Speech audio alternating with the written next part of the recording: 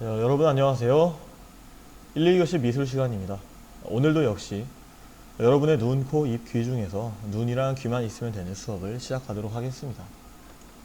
준비물은 눈과 귀입니다.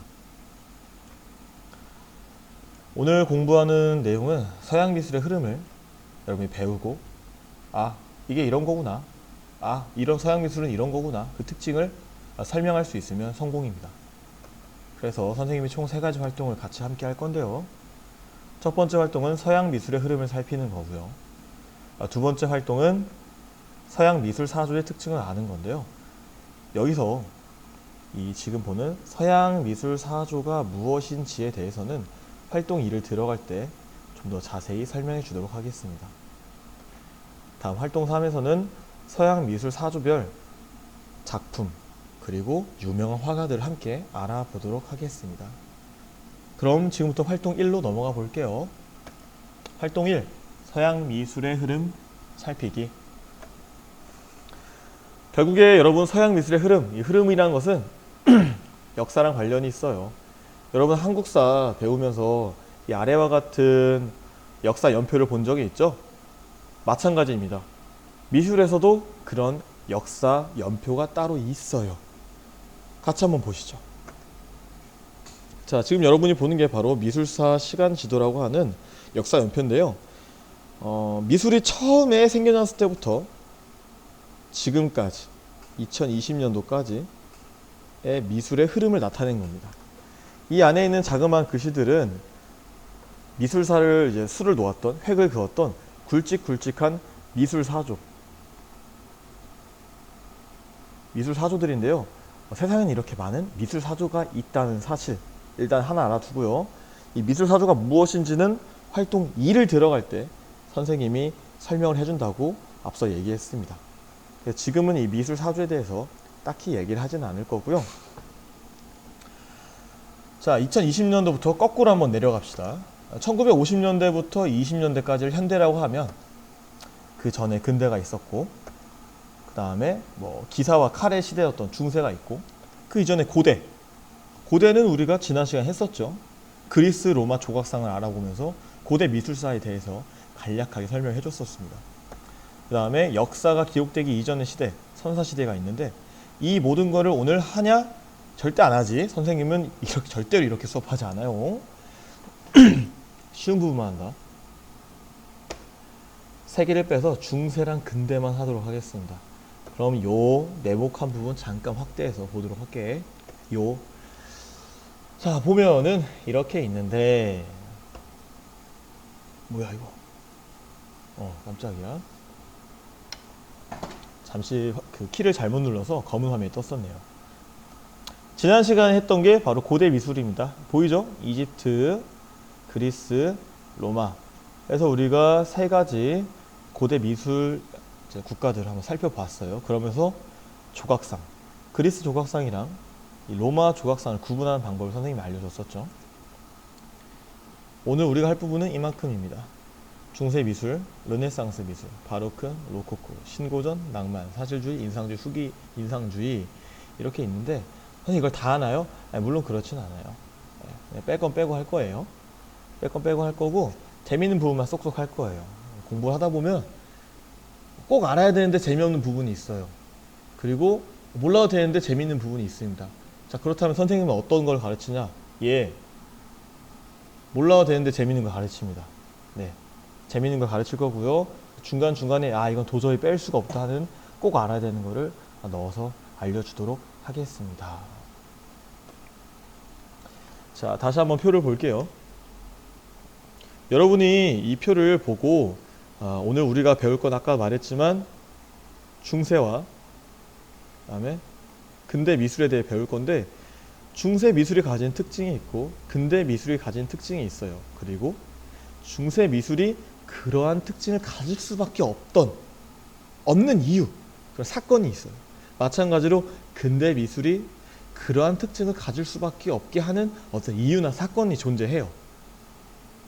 고대랑 중세를 가르는 그 기준이 되는 사건, 중세랑 근대를 가르는 그 기준이 되는 사건, 그것이 무엇인지 지금부터 알려주도록 하겠습니다.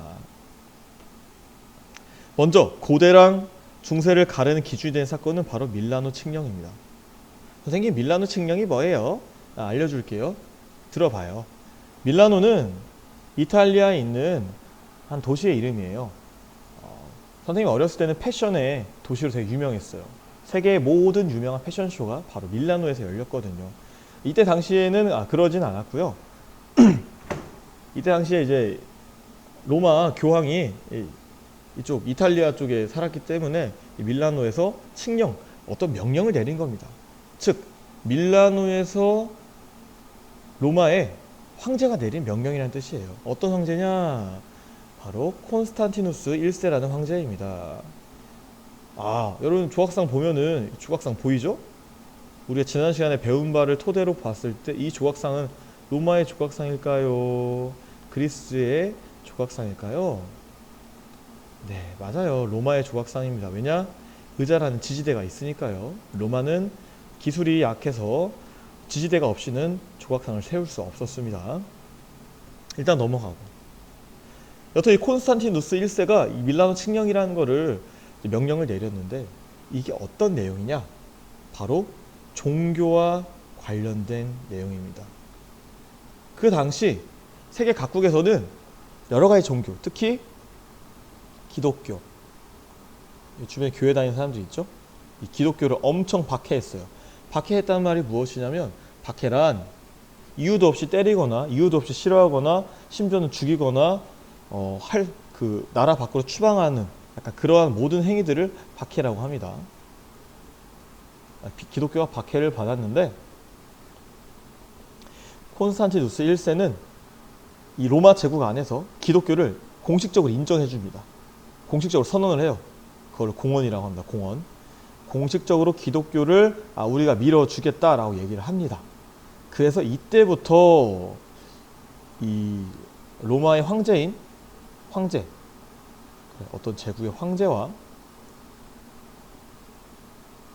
황제의 권력이 어디로 많이 가냐면 한 종교의 지도자인 교황에게 이동하게 됩니다. 교황에게 이동하게 되면서 자연스럽게 어떤 것에 힘이 세졌냐? 바로 종교, 신, 그리고 또 신앙심, 그리고 수도사들, 종교인들에 대한 힘이나 문화나 그런 것들이 많아졌어요. 그래서 이 당시에 이 밀라노 칙령 이후에 들어서게 된 이 중세 시대에는 대부분의 책, 문화, 예술, 공연, 연극 이런 것들이 종교와 관련돼 있다. 종교와 관련된 게 대부분이다. 자, 그 다음 중세는 계속 신 중심의 문화가 있었다고 하면 어느 순간 갑자기 근대로 넘어와 버리게 됩니다. 그 사건이 무엇이냐? 살짝 보였죠? 바로 산업혁명인데요. 영국의 과학자인 왓슨이라고 합니다. 왓슨이 발명했어요. 뭐를 발명했냐? 증기기관이라는 걸 발명했어요. 너무 지저분하니까 살짝 지우고 갑시다.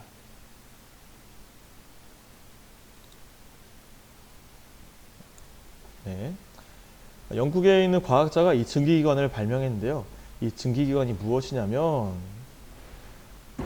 끓는 물의 힘, 수증기를 이용해 가지고 기계를 작동시키는 방식이에요. 이 이전까지는 무조건 다 뭘로 했다?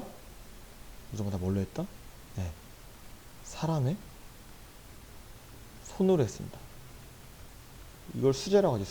수제 버거, 수제 쿠키, 수제화, 수제 옷, 이런 수제로 했단 말이에요. 그런데 이 수제의 좋은 점은 물론 이제 장인들이 한 땀 한 땀 만들기 때문에 어떤 그 정성이 있겠지만, 문제는 시간이 오래 걸려요. 장인들이 옷을 한 벌 만든다 하면은 일주일 동안에 한 벌을 만든다고 합시다. 그럼 이거를 돈을 많이 받고 팔면은 어떤 재질의 옷이냐에 따라 다르겠지만, 예를 들어서 20만 원이라고 해봅시다. 한 벌이 무조건 20만 원이에요. 예시예요, 예시. 그런데 이 증기기관을 이용한 방직기는 옷감을 짜는 기계를 얘기해요. 방직기를 이용하면은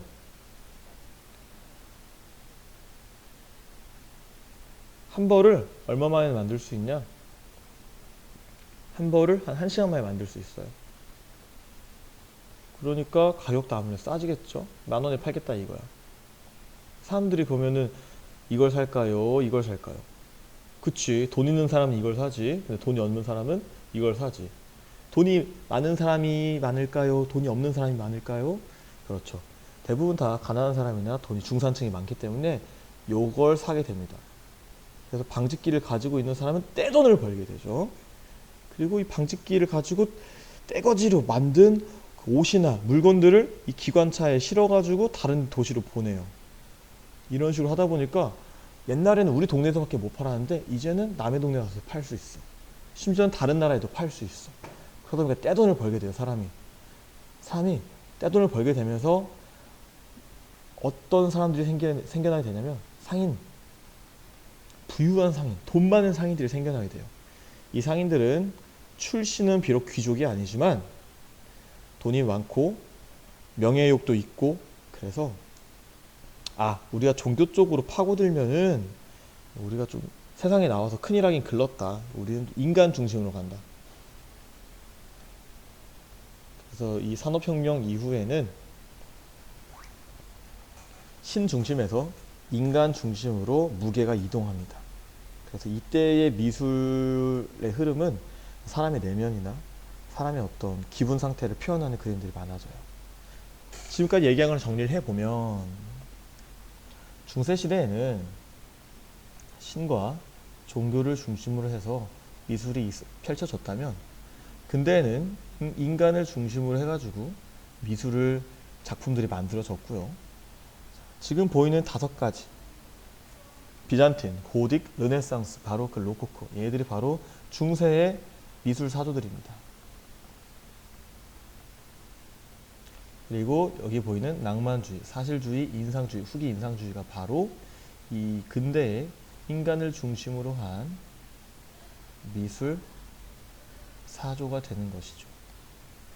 자, 지금까지 활동 1에서는 우리가 미술사의 역사적 흐름을 보고 그 중에서도 이 중세와 근대를 살펴보고 중세가 시작된 지점 그리고 근대가 시작되는 지점을 알아보았고요.